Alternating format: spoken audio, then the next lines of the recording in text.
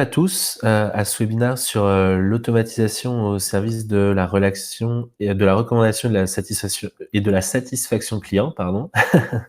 Ce webinaire va vous être présenté par moi-même. Je suis CTO chez Ileta, donc je m'occupe voilà, de toutes les problématiques techniques.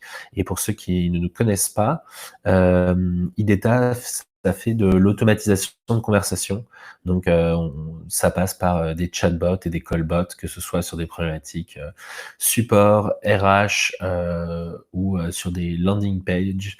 Ça fait également du live chat. Donc, c'est tout ce qui est gestion et automatisation des conversations. Et aujourd'hui, avec moi, Benjamin, que je vais laisser se présenter. Bonjour à tous, donc Benjamin Tissot, je suis responsable marketing au sein de Voxity. Voxity, c'est une société de services en télécom et on développe une plateforme de télécom et relations clients. Je vous ai préparé une petite vidéo en attendant pour vous présenter Voxity. Hop, je vais essayer de la diffuser, ça dure à peine 1 minute.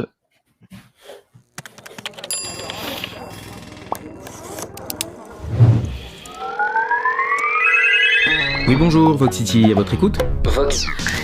Voxity monsieur, une société de services en télécom spécialisée pour les professions du droit, du chiffre et de l'immobilier.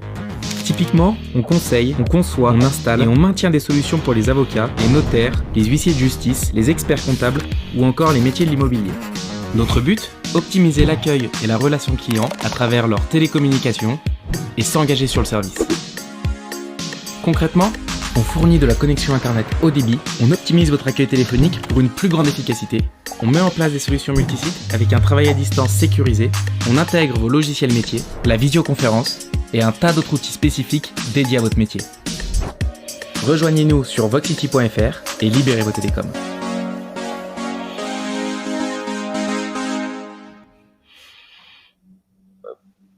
Voilà pour la petite présentation. Je vais peut-être te laisser la main après pour la suite, Yanis. Ouais, super. Donc, pour entamer ce webinaire, on va mettre quelques éléments de contexte. Le premier, c'est, on va parler justement de 2021, qui va être l'année de l'accélération de la transformation numérique. Donc, vous n'êtes pas sans ignorer, mais un petit rappel est toujours utile.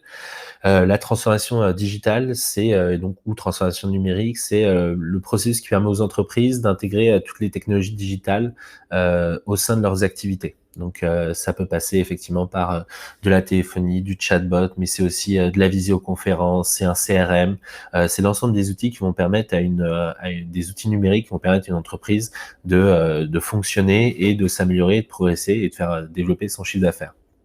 Alors, quelques chiffres intéressants, c'est au sujet de la transformation numérique, la source, c'est AppVisor, qui est un site de recommandation de logiciels, et en fait, c'est le nombre de recherches sur ce site. Donc, on voit que en 8e position, la communication, tout ce qui est visioconférence et messagerie, a connu une croissance de 46%. La partie gestion plus 7%. Donc on est vraiment en train d'avoir quelque chose qui se passe sur cette partie-là. La vraie question que se posent les entreprises, c'est aujourd'hui, il y a quand même une multiplication des points de contact, que ça va être les réseaux sociaux, Internet. Il y a de nouvelles habitudes de consommation qu'on a besoin de comprendre, de détecter en amont. Et en fait, la transformation numérique, ça implique aussi que tout le monde au sein de l'entreprise est concerné. Tout le monde va avoir besoin de tel ou tel outil métier qui est lié à un ordinateur. Et on peut se poser la question de quelle va être la place de l'humain. Pour donner un petit exemple graphique de cette transformation numérique, voilà, ça ce n'est pas une liste exhaustive, mais c'en sont quelques-unes des messageries instantanées grand public. Donc on retrouve les fameux WhatsApp, Facebook Messenger, vous connaissez probablement Skype, peut-être jusqu'à Telegram, mais en fonction des pays, en fonction des sensibilités, mais en fait on trouver toute une flopée. Donc par exemple Discord pour les gamers, ou voilà, et ça s'associe aussi à des messageries d'entreprise, vous connaissez peut-être Skype ou Workplace de Facebook ou Teams de Microsoft, mais en fait il y en a plein d'autres. qui se sont lancés et qui existent. Et à ça s'associe également toute la partie vocale, donc assistant vocal, que ce soit sur des smart speakers ou on en parle peut-être un peu moins dans cette catégorie, mais c'est toute la partie téléphonie où on va avoir des SVI de plus en plus intelligents et des serveurs téléphoniques de plus en plus intelligents. Donc tous ces facteurs, c'est justement toutes ces choses qu'on doit prendre en compte et qui sont nouvelles. Ça va être, ce sont des choses qui sont amenées à s'accélérer à partir de 2021. Et 2021, donc du coup, c'est une année un petit peu spéciale. On espère que ça sera la première ère post-Covid. Je vais pas revenir sur l'épidémie, hein, tout le monde l'a connu. Par contre, je vais revenir sur certains points de l'épidémie. Ça a permis notamment l'accélération de certaines choses, donc tout ce qui est télétravail, télémédecine, etc., et d'accélérer cette digitalisation. Donc la digitalisation, aujourd'hui, si on prend quelques chiffres, avec cette pandémie, ils disent qu'on a gagné 5 ans dans les habitudes des personnes, notamment pour, comme facteur de résilience, pour maintenir les communications, pour l'accès aux documents et l'accès aux outils. Vu qu'en fait, on était pas en présentiel, on devait justement avoir plus d'accès à distance.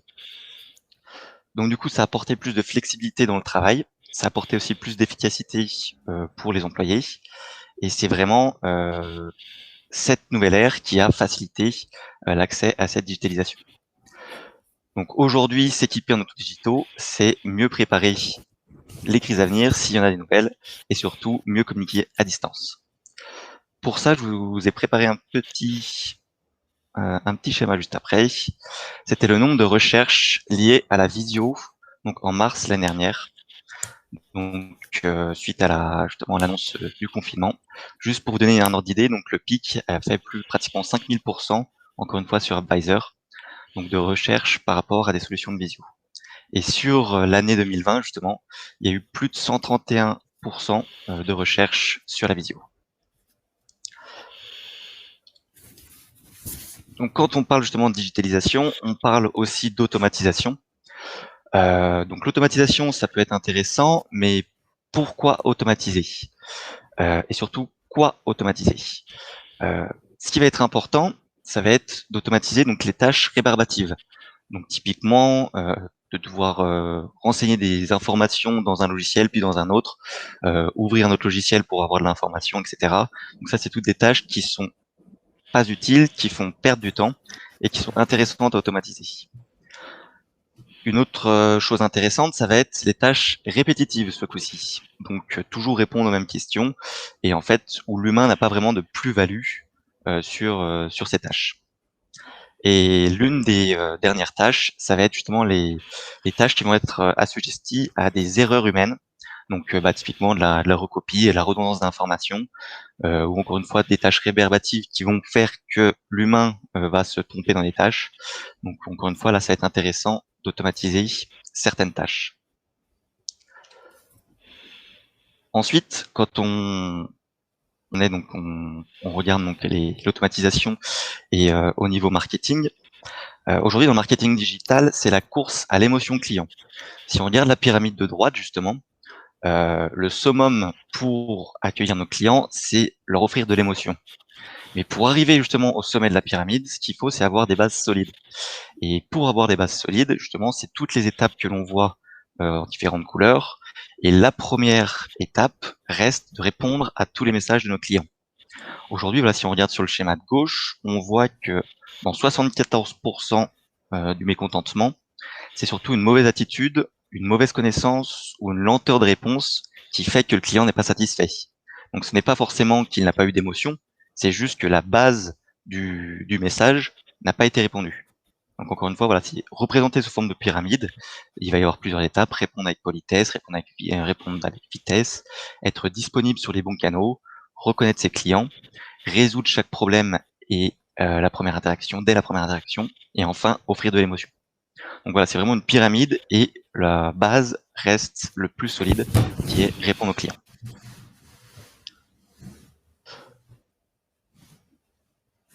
On va parler maintenant de MPS. Je vais te laisser merci. la parole, Yanis.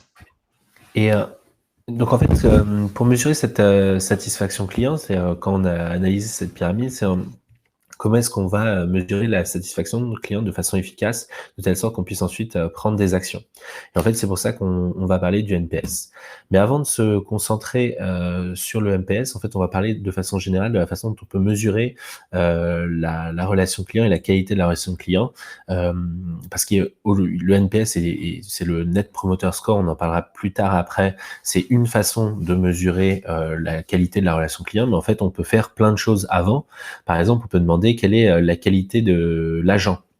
Donc une question typique, ça va être, en se basant sur votre récent contact avec notre service client, à quel point êtes-vous satisfait des réponses apportées par notre agent?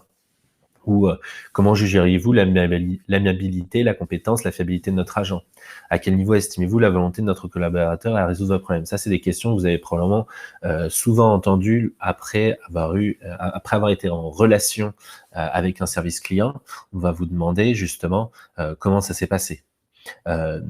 Une autre façon de faire pour mesurer la qualité de la relation client, ça va être est-ce que ça a fonctionné de contacter le support. Donc, est-ce que c'est la façon dont vous avez contacté le support client? Est-ce que c'est la première façon que vous avez essayé? Est-ce que c'est le premier canal que vous avez essayé? Donc, et après, on peut aussi demander comment était notre outil de live chat pour avoir des informations très précises sur des points techniques. Voilà. Et donc, justement, l'autre façon de poser la question, c'est quel support avez-vous utilisé lors de votre première tentative de contact avec le service consommateur? Et enfin, c'est un parmi d'autres, puisque la liste est longue, mais c'est 3 qu'on a choisis, et c'est le Customer Effort Score, c'est quel niveau d'effort avez-vous dû déployer pour entrer en contact avec notre service client? Voilà, parce qu'on va avoir des entreprises, par exemple, comme Google, qui font exprès de cacher le service client pour justement avoir un taux d'automatisation très très important, et parce qu'ils veulent pas donner de cours sur la façon dont fonctionne leur moteur de recherche, par exemple. Donc en fait, ils font tout pour que ce soit extrêmement difficile de rentrer en contact avec eux. Donc, mais parfois, cette stratégie un peu extrême peut fonctionner pour certains, mais l'idée, dans tous les cas, c'est que quand on pose ces questions, je ne sais pas si vous répondez, vous, à chaque fois qu'on vous sollicite pour évaluer un agent ou qu'on vous pose des questions sur le support client, mais en fait, ça prend pas mal de temps. Il faut évaluer on reçoit souvent un mail additionnel après l'échange, on doit se rendre sur la plateforme, et en fait, pour l'utilisateur, c'est souvent très compliqué. C'est pour ça qu'il y a le Net Promoter Score qui a été créé avec une question très simple qui est: quelle est la probabilité que vous recommandiez l'entreprise, la marque, le produit à un ami, collègue, membre de la famille? Et donc les notes sont de 0 à 10, donc de tout à fait improbable et tout à fait probable. L'idée, c'est de se concentrer, c'est un indicateur assez global et qui se concentre sur, grosso modo, quelle est la possibilité pour l'entreprise de bénéficier d'un effet de bouche à oreille. C'est-à-dire notre service client est-il, ou la qualité de notre produit, ou la façon dont on interagit avec notre client est-elle suffisamment bonne pour qu'on puisse justement faire en sorte de bénéficier de ce bouche à oreille. Donc la façon dont il est calculé, c'est un petit peu technique, donc on va en parler un petit peu, mais en fait, on va calculer le nombre de promoteurs, donc c'est ceux qui donnent des notes de 9 et 10, et on va y soustraire le nombre de détracteurs, c'est-à-dire ceux qui mettent des notes de 0 à 6. Et en fait, le NPS, c'est le nombre de promoteurs le pourcentage de promoteurs moins le pourcentage de détracteurs. Donc en fait, on va avoir un nombre qui va se situer entre moins 100 et plus 100. Donc plus 100 étant le meilleur score possible et moins 100 le moins bon score possible. À partir du moment où vous avez un Net Promoter Score positif, ça veut dire que les clients sont plutôt satisfaits, parce qu'il y a un pourcentage de promoteurs qui est plus important qu'un pourcentage de détracteurs.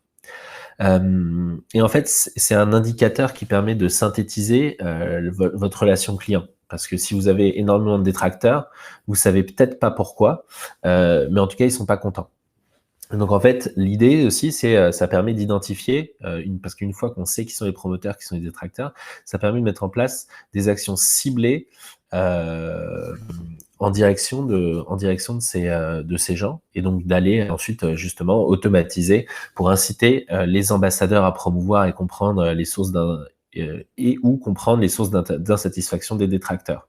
Donc en fait, c'est ce qui va être bien avec le NPS, qu'on va avoir un indicateur synthétique, mais qui permet quand même toutefois d'aller faire des actions individuelles et de poser des questions après, par exemple, aux détracteurs, ou justement de profiter de la satisfaction des promoteurs. Et en fait, rien n'empêche d'envoyer à un détracteur un questionnaire sur la qualité de sa relation avec l'agent, ou de lui demander quel est le customer effort score, c'est-à-dire à quel point ça a été compliqué. Ça va permettre par la suite de comprendre les causes d'insatisfaction, mais c'est pas forcément nécessaire si en fait tout le monde est content. Voilà. Donc ça va me permettre d'enchaîner sur le chatbot, voicebot, callbot. Donc ça, c'est effectivement notre activité chez Data.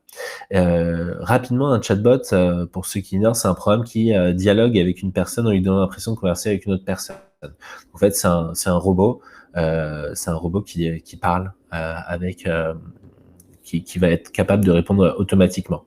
Et donc, ça fait souvent appel à ce qu'on appelle l'intelligence artificielle, et notamment en particulier le Natural Language Processing, qui est capable de comprendre les questions. Voilà. Et donc, comment fonctionne un chatbot? En fait, on va avoir soit justement de l'intelligence artificielle qui va permettre de comprendre les intentions de l'utilisateur, soit des boutons, soit des mots-clés. Et en fait, le chatbot, lui, va justement animer tout ça, déclencher des processus automatiques, se connecter à des bases de données, des API. Et en fait, justement, on va, dans le cadre de la relation, on va essayer d'automatiser la relation client grâce au chatbot et apporter des réponses, des images, ou déclencher des actions comme des prises de rendez-vous, des alertes ou ce genre de choses. Voilà. Et dans les catégories, j'en profite pour faire une pause. N'hésitez pas à poser des questions à n'importe quel moment si vous avez des questions. Alors d'ailleurs, j'ai un commentaire qui dit bonjour, la méthode de notation de 0 à 10 est très peu en phase avec la mentalité française. 7 en France, c'est déjà une bonne note. Mais en fait, c'est ça qui est intéressant avec le NPS, c'est que c'est pas une note, on ne demande pas de juger le produit, on vous demande simplement, et c'est pour ça que les questions sont extrêmement importantes quand on pose des questions à ses clients pour mesurer la satisfaction client, c'est quelle est la probabilité que vous recommandiez votre entreprise. Mais parce qu'en fait, vous l'avez probablement déjà fait. Donc, c'est-à-dire, à partir du moment où vous l'avez déjà fait, par exemple, moi, si j'aime bien mon dernier iPhone, j'adore mon iPhone, j'en ai probablement parlé, je l'ai peut-être défendu dans des opérations. C'est pas une note. C'est-à-dire, je lui aurais probablement mis une note de 7 ou de 8, c'est pas grave. Mais par contre, j'en ai déjà parlé, je l'ai déjà recommandé à des amis, donc en fait, j'ai déjà fait une note de 10. Et en fait, c'est en ça que c'est important de bien poser les questions, parce qu'on mesure pas la même chose en disant « Qu'avez-vous pensé du produit ?» ou quelle est la probabilité recommandiez ce produit. Et donc en fait, c'est en ça qu'il faut faire attention. Donc vu qu'il y a une autre remarque, on pourrait donc se contenter des 3 smiles. En fait, ça dépend. C'est-à-dire qu'en fait, l'avantage du Net Promoter Score, c'est que vous voyez, il y a une répartition, on va dire, différente de ce qu'est un détracteur, un promoteur et un passif. Donc, si vous voulez faire les 3 smiles, donc c'est triste, neutre et positif. En fait, c'est une autre façon de le faire, mais vous n'allez pas avoir le même pourcentage. C'est-à-dire que là, on a quand même des passifs avec des notes justement de 7 et 8. Et on est promoteur qu'à partir de 9 et 10. Parce qu'en fait, après, c'est dans l'analyse, les gens qui l'ont créé, mais à 9 et 10, on va vraiment en parler. C'est des gens qui vont probablement dire du bien de votre entreprise, alors qu'à 7 et 8, en fait, c'est des gens qui disent oui, ça fait le job. Et les détracteurs, bon, à 0, il va probablement vous mettre une bad review sur tous les sites internet où il peut vous trouver. Mais à 6, en fait, il va dire ouais, c'est bof, voilà, c'est pas foufou. Et donc, en fait, c'est 2 façons différentes. C'est juste que le calcul a été un petit peu, la façon de noter et de calculer a été un petit peu modifiée. Mais effectivement, il y a des proximités entre les 2 façons de faire. Donc, pour en revenir au chatbot, si vous n'avez pas de questions, il y a plusieurs types de chatbots. Vous allez avoir des chatbots très simples avec des données d'entrée prédéfinies, ça va être des boutons, ça va être du texte, mais très figé. Et les chatbots vont répondre aussi également de façon statique, avec du texte, des images, de la vidéo ou autre. Mais il va comme ça va être ce que nous on appelle au clic-bouton. Donc on clique sur un bouton, un autre apparaît, etc. Après, on peut faire un chatbot plus intéressant qui va pas seulement se contenter de répondre, de poser à des questions, mais qui va être aussi connecté à des outils et qui va déclencher des processus ou qui va aller chercher de l'information. Donc, on se rapproche de plus en plus de l'automatisation de la robotic process automation, dans le sens où on va être capable d'aller chercher une information sur les serveurs de l'entreprise, on va être capable d'aller envoyer des mails ou de connecter à des API ou de mettre à jour un CRM en fin de conversation. Donc là, on commence à avoir des cas d'usage qui sont un peu plus complexes et qui se développent. Alors ensuite, on a pour finir, des chatbots dynamiques avec de l'IA. Et donc, en fait, là, les gens sont moins limités. On n'a pas besoin d'avoir des boutons, d'avoir des caisses de répondre par oui ou par non. On peut vraiment arriver et dire, le chatbot va dire qu'est-ce que je peux faire pour vous. Et bien sûr, dans la limite de l'entraînement du chatbot, il va être capable de répondre et de donner cette impression d'une conversation avec un agent support. Donc là, on est sur toujours de la robotic process automation, mais alimenté par de l'intelligence artificielle. Voilà. Donc si maintenant on voit justement l'application de cette automatisation au sein du canal téléphonique. Pourquoi automatiser son accueil téléphonique? Je vais prendre un exemple assez concret. Je pense que certains d'entre vous l'ont déjà vécu lorsqu'on peut appeler plutôt une assez grosse entreprise ou alors même dans certaines petites entreprises. Vous appelez donc la personne et déjà vous êtes mis en attente. Donc alors que en plus, lorsqu'on appelle quelqu'un, c'est pour avoir de la réactivité et de la disponibilité. Sinon, si on est prêt à attendre, on peut envoyer un mail ou alors un questionnaire mail ou un questionnaire web, pardon. Donc on est en attente de réactivité et là, première des choses, on est mis en attente. Ensuite, si ça se passe mal, vous allez devoir donc donner vos explications, éventuellement redonner vos explications si c'est pas la bonne personne, et ensuite transférer vers la personne qui doit gérer ce dossier. Donc je pense que c'est quelque chose que tout le monde a déjà vécu. Si la personne n'est pas disponible ou s'il y a eu une erreur, vous êtes même raccroché et là, vous êtes obligé de recommencer le process. Et on repart sur l'attente, on repart sur donner des informations, etc. Dans le cas où ça se passe plutôt bien, vous êtes avec la personne qui peut vous traiter l'information et vous devez réexpliquer la demande parce qu'il n'y a pas eu de suite d'informations, etc. Donc ça, c'est un process qu'on va dire assez classique que je pense tout le monde a vécu et qui est pourtant pas du tout optimisé pour la partie téléphonique où là, on a besoin justement de personnalisation, de réactivité et de communication. Alors, quoi mettre en place justement pour répondre à ça? Alors, l'automatisation au service de l'accueil téléphonique, comment? Donc, la première des choses qui est faisable, c'est identifier le numéro de l'appelant. Donc, soit parce qu'il est déjà rattaché dans une base et qu'il est identifié avec une personne qui gère le dossier, comme ça, on n'a pas besoin d'attendre et de passer par un secrétariat. Soit la deuxième chose, c'est étudier justement les habitudes de l'appelant. Si à chaque fois il a appelé, il est tombé sur le secrétariat et au final il a eu Monsieur Dupont qui a le poste 1032, autant identifier ça et le passer directement au poste 1032 qui est Monsieur Dupont. La deuxième des choses, c'est la remontée de fiches dans le logiciel métier du client. C'est-à-dire que lorsque le client appelle, on ouvre directement la fiche dans le logiciel métier, ce qui permet donc de personnaliser aussi, de voir un petit peu l'historique des derniers appels et de pouvoir accueillir la personne avec plus de considération. On va peut-être pas accueillir un nouveau client de la même façon que quelqu'un qui vient régler une facture, par exemple. Donc voilà, ça permet d'avoir un petit temps d'avance et de pouvoir justement considérer la personne avec laquelle on va converser. Ensuite, c'est la supervision et la disponibilité des collaborateurs. Soit de manière visuelle, soit de manière automatique. Ça ne sert à rien de transférer l'appel à quelqu'un qui est déjà en communication ou qui n'est pas disponible parce qu'il n'est pas au bureau, parce que voilà, il est sur autre chose. Il y a 90% des chances que ça énerve tout le monde et que ça fasse une perte de temps justement pour tout le monde. Et enfin, c'est justement automatiser les demandes d'information entre les logiciels pour qu'il y ait vraiment du suivi entre les personnes et qu'il n'y ait pas besoin de réexpliquer à chaque fois ces demandes. Et enfin, la dernière possibilité, c'est justement de pouvoir automatiser si vraiment personne ne peut prendre l'appel qui a plus de capacité humaine à traiter les appels, rebasculer sur de l'automatisation lorsque c'est faisable.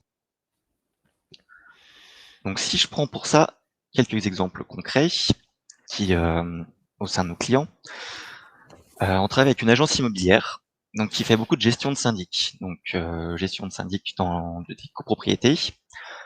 Il y a une secrétaire à l'accueil qui, pour vous donner quelques chiffres, elle peut pas le traiter justement, qui a aujourd'hui 550 appels entrants, plus de 750 mails, et elle gère en plus l'accueil physique à l'agence. Tout ça pour une seule personne. Donc ils nous ont consultés parce que s'ils avaient justement des mauvaises notes sur les réseaux et sur Google, parce qu'ils n'étaient pas assez disponibles. Donc effectivement, là, il y avait un problème justement humain par rapport à comment ils étaient organisés. Donc ils voulaient justement s'équiper d'outils pour ça. Donc la première des choses qu'on a faites justement, c'est des appels directs vers les gestionnaires de dossiers, parce qu'il y a plusieurs gestionnaires de dossiers pour plusieurs copropriétés. Donc ça évitait justement de passer par l'engorgement de la secrétaire. Ensuite, il y a eu aussi la mise en place d'un chatbot sur le site web afin de répondre à certaines demandes. Parce qu'il faut savoir que justement la gestion syndic engendre énormément de demandes. On a besoin de réactivité, mais il n'y a pas forcément besoin de traitement humain dans tous les cas. Donc là, il y a eu besoin par contre d'éduquer un petit peu la clientèle et donc de pouvoir leur dire qu'il y avait d'autres canaux que le téléphone pour ces demandes. Et ensuite, dans le cas où vraiment elle n'arrivait pas à prendre tous les appels ou à traiter toutes les demandes, il y a eu justement un voice bot en débordement afin de pouvoir indiquer à la personne le bon chemin à suivre ou savoir si elle souhaitait recontacter à telle heure pour prendre rendez-vous avec son gestionnaire de dossier qui n'était pas disponible, justement pour orienter la personne vers la démarche à suivre. Un autre exemple de l'automatisation, un cas avec un avocat. Il faut savoir qu'aujourd'hui, donc, on voit le métier d'avocat, je ne sais pas s'il y en a qui sont avec nous aujourd'hui, comme un métier très florissant, et pourtant, il y a énormément de concurrence à l'intérieur des avocats, à tel point qu'il y a vraiment des avocats qui souffrent d'avoir de nouveaux clients et qui sont à la recherche vraiment, qui démarchent pour avoir de nouveaux clients. Donc, il y a vraiment une digitalisation du métier et un besoin de différenciation entre les avocats. Sachant que pour eux, donc voilà, ce qu'ils vendent, c'est presque du temps, parce que c'est du temps de conseil, c'est là où c'est le plus rentable pour eux. Donc ils sont à la recherche d'économies de temps aussi pour eux. Donc la solution qu'ils ont envisagée, c'était une solution de visioconférence pour éviter justement les déplacements, surtout sur Paris, qui peut vite nous prendre du temps pour se déplacer chez un client. Donc là, c'était une solution de visio où le client pouvait justement payer autant directement avec son avocat en visio. Même qui sont allés un petit peu plus loin, ils ont fait aussi un petit peu de try and buy pour pouvoir essayer justement les compétences de l'avocat et se différencier là-dessus. Donc le chatbot est venu aussi intervenir pour la réservation du créneau via le site web de l'avocat et justement pour la confirmation de paiement. Une fois que le paiement était enregistré, la visio pouvait se déclencher automatiquement avec l'avocat. Encore une fois, pour avoir de la réactivité et pouvoir se différencier sur ce canal. Je vous prends un autre cas d'usage aussi, donc qui est un cas des huissiers de justice. Donc on voit les huissiers de justice, on imagine les huissiers de justice qui font que de la saisie. Pour autant, c'est qu'une partie minime de leur métier. Ils font aussi beaucoup de relations amiables. Donc relations amiables, en gros, c'est un locataire qui ne paye pas son loyer, qui est pas d'accord avec le propriétaire qui est à l'attente justement du règlement du loyer. Donc là, l'huissier de justice va faire de l'amiable entre les deux pour que les deux parties soient contents. Pour eux, donc ils avaient besoin de la réactivité téléphonique. Donc c'est-à-dire qu'ils vont faire beaucoup de campagnes d'appel pour relancer justement les débiteurs. Et lorsqu'ils l'ont au téléphone, il faut justement qu'ils puissent le faire régler le plus rapidement possible et le plus simplement possible. Donc pour ça, justement, il y a eu chatbot et voicebot pour automatiser cette nouvelle façon de payer et pour faciliter le règlement des débiteurs auprès du créditeur. Donc encore une fois, voilà, la combinaison entre téléphonie, chatbot et voicebot. Et je vais peut-être te laisser la parole pour ce cas d'usage, du coup, Yanis. Oui, alors c'est un autre cas d'usage dans le cadre d'une agence immobilière. Et en fait, c'est sur la partie génération de leads. Donc, c'est mettre un chatbot sur son site internet. Donc, en fait, quand on arrive sur un site d'une agence immobilière, c'est pas un site auquel on est forcément familier. Et en fait, enfin, quand on regarde un site internet, il y a des informations partout. Il y a des menus, il y a des numéros de téléphone. Enfin, il y a vraiment pas mal d'options. Et en fait, le chatbot, c'est un peu l'endroit qui aujourd'hui est devenu l'endroit facilement identifiable sur un nouveau site où je sais que je vais éventuellement avoir un peu d'aide. Et donc là, en fait, pour ce client, on a justement mis un chatbot en bas à droite avec justement exactement dans la petite bulle d'information ce qu'il pouvait faire. Donc par exemple, besoin d'aide pour acheter, louer, vendre ou faire gérer votre bien. Et quand j'ouvre, en fait, je vais justement, ça a déclenché une mini application qui va me poser 2-3 questions sans que j'ai trop besoin de réfléchir, étape par étape, pour savoir quel bien je veux acheter. Ça va aller collecter les informations et en fait, on va avoir le recueil du besoin client dans son ensemble. Et ensuite, une fois que la conversation est terminée, les informations vont être envoyées via API ou par mail, ça dépend des systèmes d'information des clients, mais afin de récapituler auprès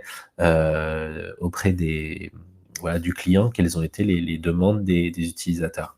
Donc ça lui évite notamment forcément de passer un numéro de téléphone qui parfois peut être justement peut déclencher des situations d'engorgement et autres. Donc ça lui permet d'avoir des réponses tout de suite qu'il va pouvoir traiter dans un second temps. Et, et voilà. Donc en fait, on a vraiment un cas d'usage comme ça. Un second cas d'usage qu'on a eu, c'était une estimation de capacité d'emprunt. Donc là, c'est sur un autre client, on va avoir en fait justement petit à petit, on va répondre à quelques questions afin d'établir si le client va quelle est sa capacité d'emprunt, qu'est-ce qu'il va pouvoir acheter, et donc ensuite pouvoir lui recommander des biens ou des financements. Et en fait, cet outil, en fait, il est intéressant parce que le chatbot, en fait, en termes d'automatisation, non seulement il récolte les informations, mais il va faire les premiers calculs de lui-même dans le cours de la conversation. Il va être capable ensuite de déclencher et de faire un récapitulatif pour le client final. Voilà. Donc on est vraiment sur l'idée, c'est de pouvoir interagir avec le client, récolter des informations et ensuite même traiter cette information de telle sorte qu'on puisse voilà, conclure l'affaire. Voilà. On est arrivé à la fin des exemples et des cas d'usage possibles. Je ne sais pas si Benjamin, tu veux ajouter quelque chose dans l'immédiat, mais sinon après on enchaînera sur des questions Ouais, tout à fait, ouais, éventuellement, non. si vous en avez. Non, pour l'instant, j'ai rien de spécifique. Après, voilà, si on est disponible pour les questions, justement, s'il y en avait juste sur cette présentation. Donc n'hésitez pas hein, si vous avez une question sur une quelconque partie, que ce soit la transformation digitale, l'automatisation, le NPS, enfin le Net Promoter Score, ou les différents cas d'usage, s'il y en a un qui vous intéresse plus qu'un autre, les chatbots, les voicebots. Euh, voilà, n'hésitez pas à poser une question si vous en avez. Ou à nous faire un retour justement sur l'application que vous en avez déjà aujourd'hui ou que vous réfléchissez justement à mettre en place. On peut peut-être réfléchir justement à des cas d'usage là-dessus. On reste ouvert justement sur le chat pour ça.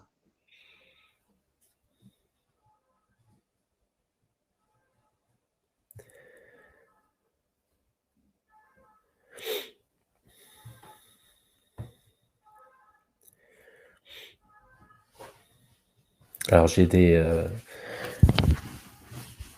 gens qui écrivent. Donc j'ai merci, c'était très clair et instructif. Vous allez nous envoyer votre présentation. Vous allez nous envoyer votre présentation. Oui, tout à fait, ouais. On l'a enregistré. Il y a eu un enregistrement du webinaire et on a également la présentation. Donc on pourra l'envoyer aux différents participants. Tout à fait.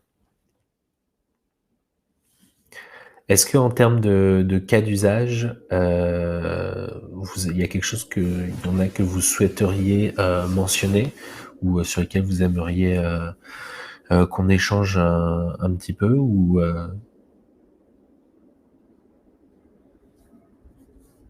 Alors j'ai OK, merci beaucoup, c'était intéressant. Bah, merci beaucoup, merci à vous d'avoir trouvé intéressant et d'avoir pris le temps de nous écouter.